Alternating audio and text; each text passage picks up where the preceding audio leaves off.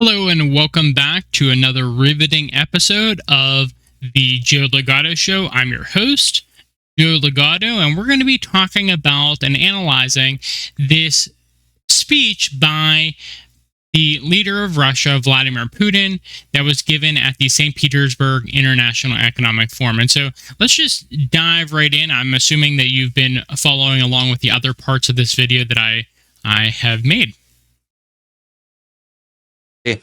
They forget about that sometimes, I'm afraid. Russia has always been and will be involved in the world economy. We have drastically facilitated our foreign trade, decreasing several times the fines for the violations of currency legislation, and we removed those fines in certain types of situations, and this moratorium is going to be extended for another year, 2024 namely.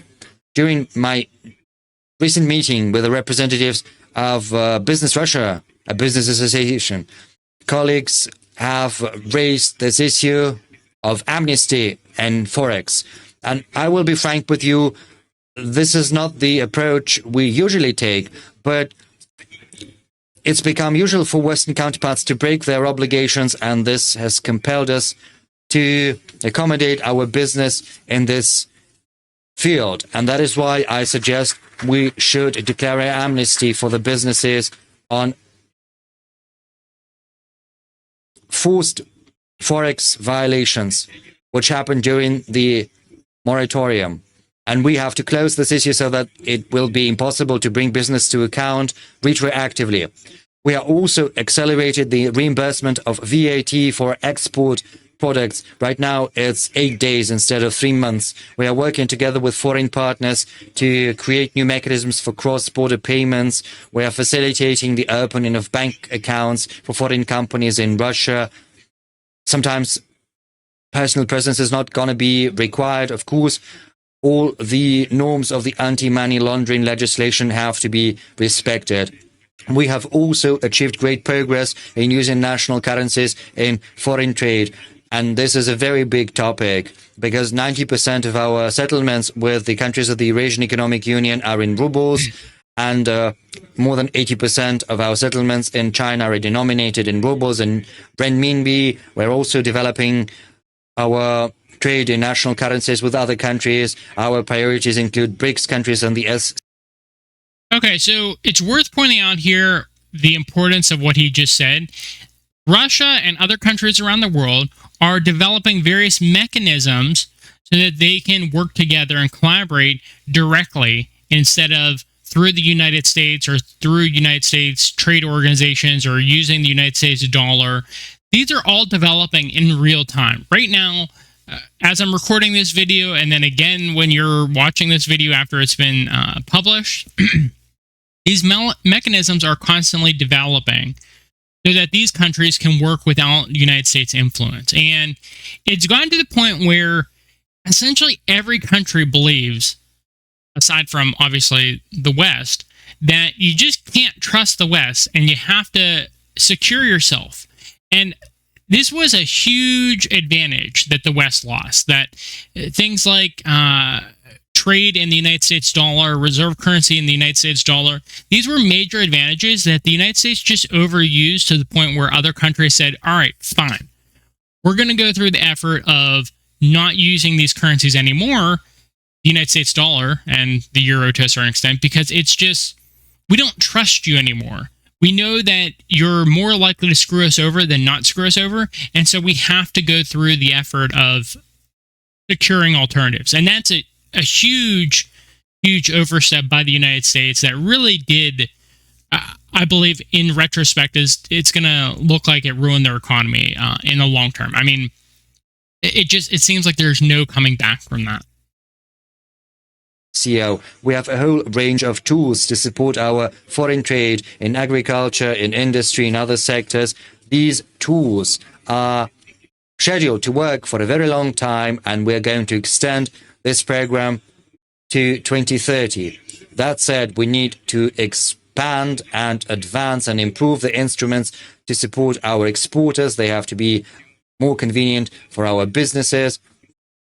right now our businesses are hitting new friendly markets, but these markets are new and they have some particulars, and this is something we've got to take note of, and we will do. We need to take concrete decisions on ensuring export supplies and on using factoring. This will be yet another help to our producers and suppliers. This will provide additional guarantees for their transactions with foreign clients. We also need to promote Russian products using e-commerce platforms because their client base is inexorably growing both in Russia and abroad.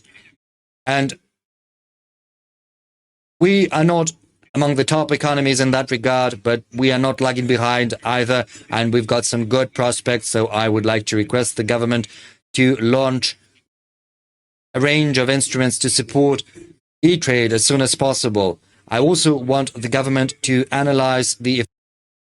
Okay, so what he's talking about here is that the government does play a role in terms of helping the competitiveness of national businesses. Even if it's not an actual government-controlled business, the government has a role to play in terms of making the process easier for various e-commerce industries, various e-commerce corporations within the country to be competitive, both domestically and abroad. And so that's what he's recognizing here, and that's what every country needs to recognize is the United States and the rest of the West is doing this. They're figuring out ways to make their own companies more competitive. Your country needs to do so as well. The efficiency of such instruments, working together with SMEs in order to improve such instruments. I would also like to tell you that we've got our own successful e-platforms. We have to help them hit the markets of China, India, Turkey. And this will be to our mutual benefit because our products are going to be more accessible to foreign markets, whereas the Russian clients will have a bigger choice of goods and services. Distinguished colleagues, in the face of unprecedented challenges, Russia has not abandoned its principles of economic development. I said that already. By collective efforts, SMEs, entrepreneurs, big companies, government authorities, we've managed to preserve the sustainability of our economy. This is a fact, plain and simple. And we've also kept our position as an important part of the global market, ensuring the stable functioning of real industries and many enterprises. We have helped millions of Russian families keep their well-being. And our key systemic task is not just to make up for the downturn in the GDP or to replace foreign companies that have spared us their presence.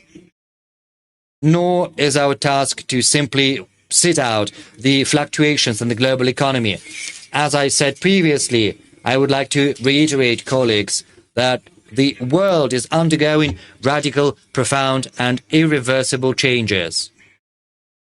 Amid those conditions, we need to forge ahead, and ahead only, which means that what we need is proactive economic policies that can be built and implemented in close cooperation with our business community and with our entrepreneurs. Basically, I refer to transition to a completely new level of development. I'm talking about a sovereign economy that is not simply responding to market conditions, taking account of demand. It is an economy that shapes this demand.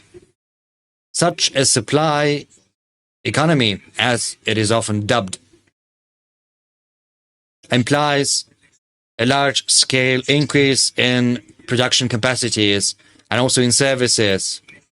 It implies strengthening of the infrastructure, acquisition of cutting-edge technology, creation of new industrial capacities, in particular along the avenues where we have not yet fully realized our potential. But we have that potential. We need to tap scientific, creative potential.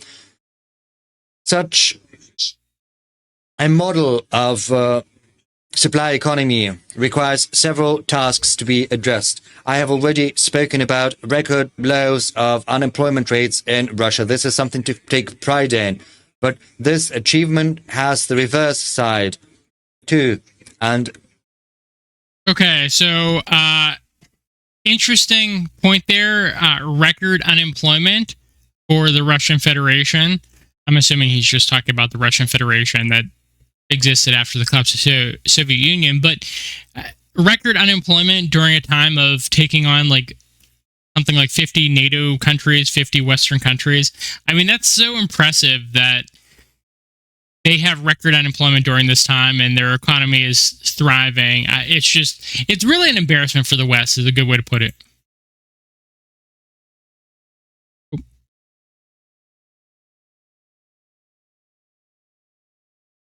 Companies represented here understand full well what I'm talking about. I'm talking about difficulties related to the recruitment of employees, to deficit of human resources, and that is why the supply economy needs to advance the structure of employment, and we've got huge reserves we need to tap into. And for that, we need to retrain our employees and workers. We have to raise the economic activity of our citizens so that people could realize their potential and promising sectors. And wherever they live, they need to find a decent job.